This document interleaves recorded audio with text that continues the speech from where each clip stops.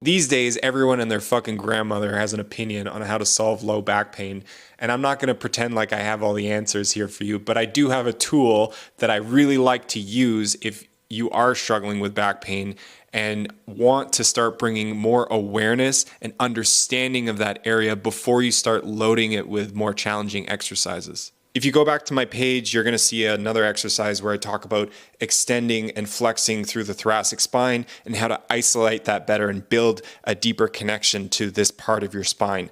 So now we're going to talk about this lower area, this flexion extension part, and how to isolate better so that you can get really connected to which parts are feeling weak and disconnected and which parts are feeling more familiar. And it's possible that all of it's going to feel unfamiliar, but we want to try to see if there's anything in there that feels like it's working.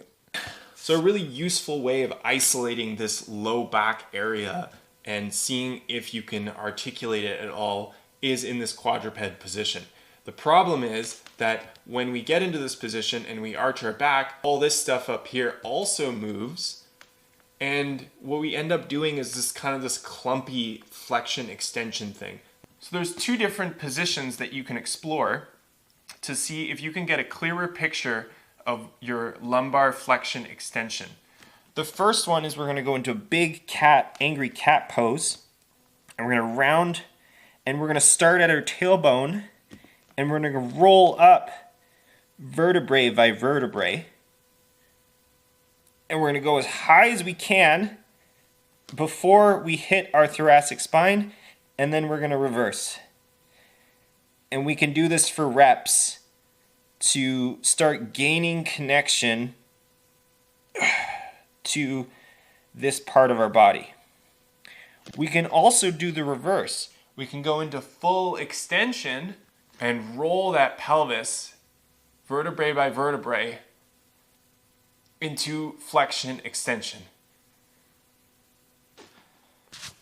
So these are not exercises that are going to fix your back pain.